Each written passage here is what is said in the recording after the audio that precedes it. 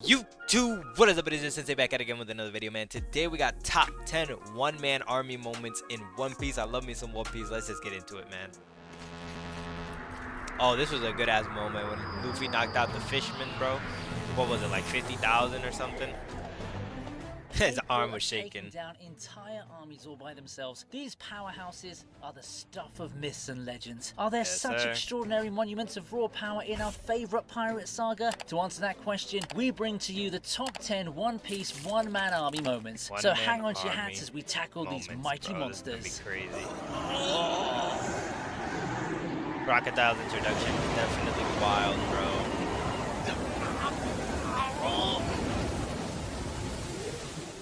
Let's retrace our steps to the beginning of the One Piece story as Sir Crocodile, the Desert King, kicks up a storm at number 10. The first major villain to cross swords with the Straw Hats, the former warlord of the sea makes his appearance, ironically, as Alabaster's guardian angel. He single-handedly saves the citizens of the Desert Kingdom from looting pirates, fooling everyone with his hero act. With a past cloaked in mystery, the enigmatic, slick-haired mob boss remains to this day one of the most iconic characters in the series. Even though this particular moment might not actually display the extent of his powers, we can assume that the ex-warlord is no pushover. Not afraid to go head-to-head with the likes of Don Quixote, Doflamingo, and Whitebeard, Crocodile does hold his own.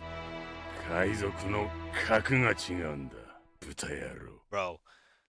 Crocodile was so cool, bro. Oh yeah, Zoro versus the bounty hunters, of course.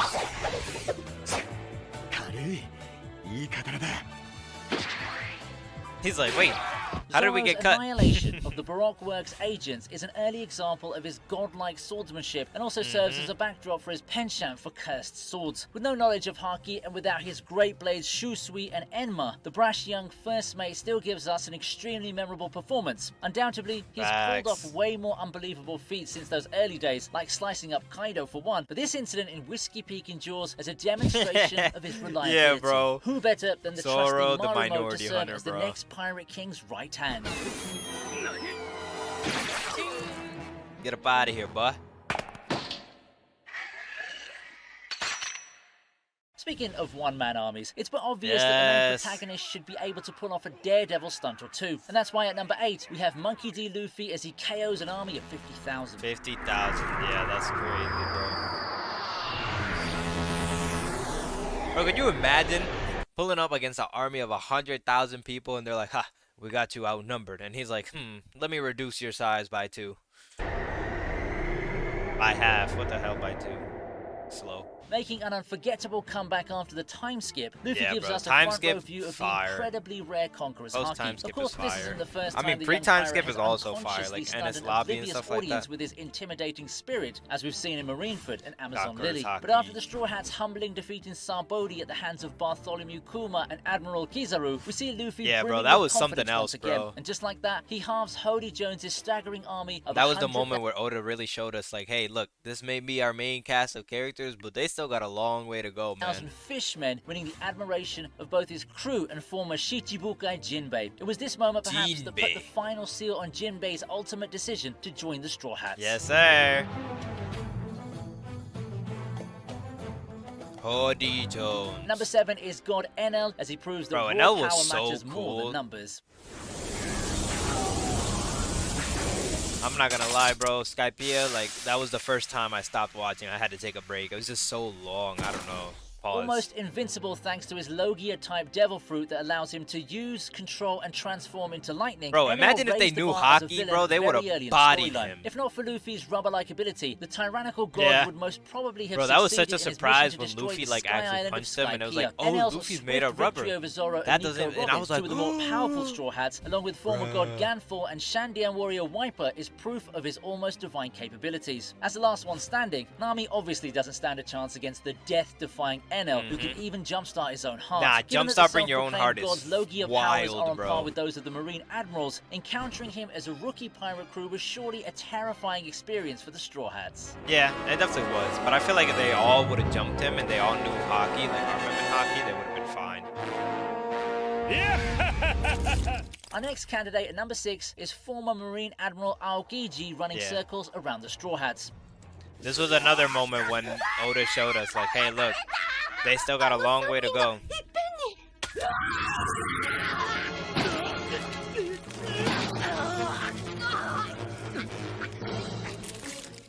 Aokiji is by far the Aokiji's most cool as honor-bound fuck, and generous amongst the admirals, having let Nico Robin escape as a child. But in this brief skirmish, he leaves the Straw Hats shaken to the core. The admirals are hailed as the world government's greatest military power. Imagine being able to Aokiji freeze shows the us why sea. this reputation is well deserved. During the encounter, he makes short work of the monster trio while the rest of the crew can only just watch in horror. Luffy, usually tenacious, finds himself entirely at the Iceman's mercy and is spared only as a gesture of goodwill towards his grandfather, Marine Vice Admiral Monkey D. Garp. And that's only after he and Robin find themselves frozen and left to die. Brutal one moment and nonchalantly cycling off into the blue horizon the next. Aokiji's actions leaves his opponents and imagine us, riding a audience, bike thoroughly across the confused. ocean. Hard man to figure out. That's His wild. desertion of the Marines and decision to join the Blackbeard Pirates later on makes this walking blizzard an intriguing wildcard character.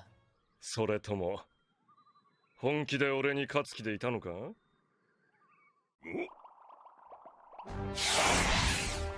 Kizaru, bro.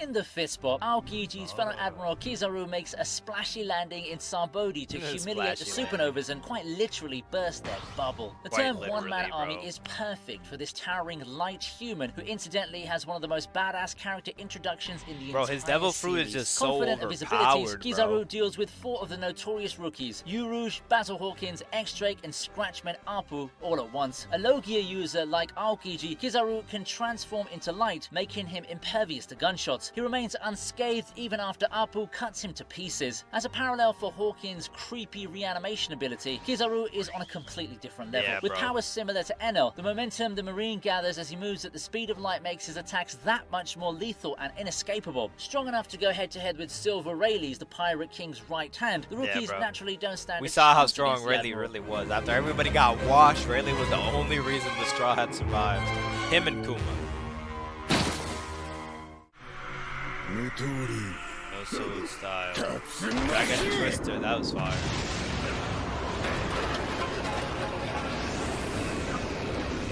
Oh, I wonder what he's gonna put at 3, 2, and 1.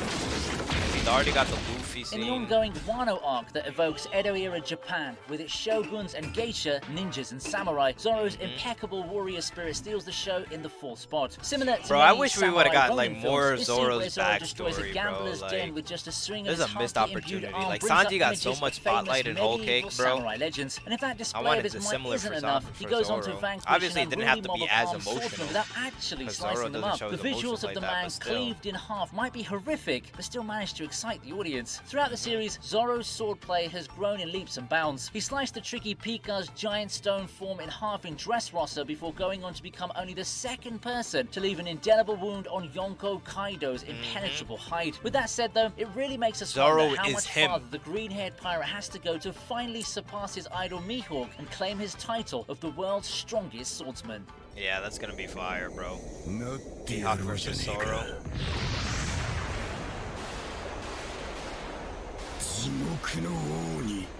This top 10 wouldn't be complete without at least another mention of Luffy. Of So course. at number 3, we have him knocking out an army of Marines Okay, and that pirates makes all sense. by himself in the Paramount War. Yes, bro. This was some peak One Piece right here, man.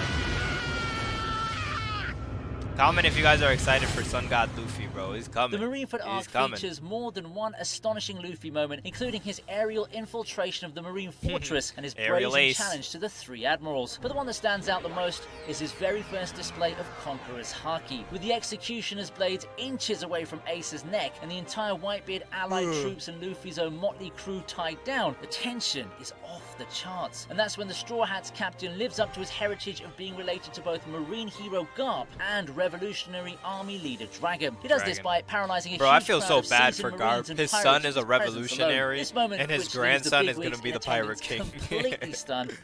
What the fuck? Speaks volumes of Luffy's potential. And even though the war ends in tragedy for our hero, his allies would certainly have taken solace from this singular feat, which heralds a new era for the pirating world. Yes, sir. What's gonna be 2 and 1? Can I even think of anymore?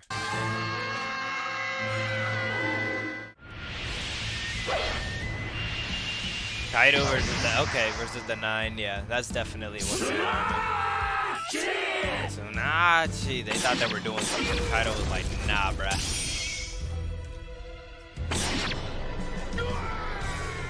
A grudge match that takes the runners-up spot as Kaido accepts the challenge of the Akazaya 9, who've set out to avenge their fallen lord Gozuki Oden after a 20-year wait. In this fantastically choreographed samurai assault, the 9 Avengers sadly lack the power to overwhelm the Azure Dragon. Any fight with Kaido in it is almost always a one-man army show. In this one, the samurai might not pose much of a threat to him, but Kaido acknowledges their resolve and courage and fights them with the respect they deserve. This elevates what would otherwise have been a one-sided bloodbath. Suicidal at times, Kaido's fascination with the glory of death, especially on the battlefield, is what sets him apart from other villains, making him an intriguing character study. Amongst the Yonkos we've come across so far, Big Mom is easily distracted, while Whitebeard was ill and quite old at the time of his death. So that leaves Kaido, who doesn't really seem to have any weakness, more so against opponents. He's probably gonna put a Big Mom on Luffy. But then the road is long, and we've yet to see who else is left to challenge our next Pirate King.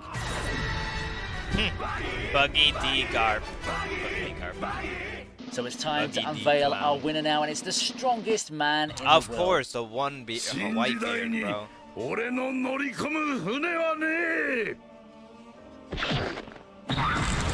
Whitebeard's last dance, of course. How did I forget about this, bro? This top.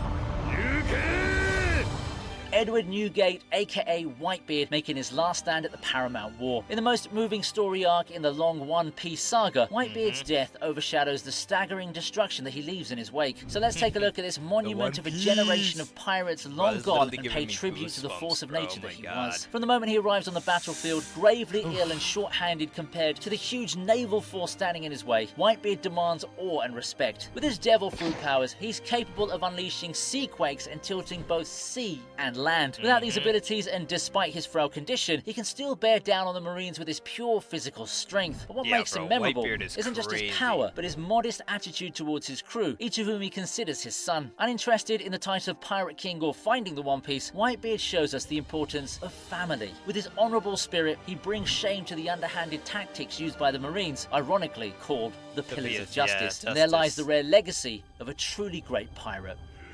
The One Piece! One Piece! Oh man, bro.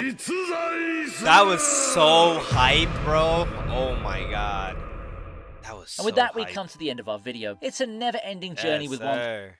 Let me know what you guys thought about that video let me know what you guys thought about this in the comment section. Let me know if you want me to react to more of Vinny2's videos, bro. These are fire. Oh my gosh. Thank you guys for all the support. You know, check out these videos if you want to see more of my reactions, man. I appreciate y'all. And as always, Sensei out. Peace.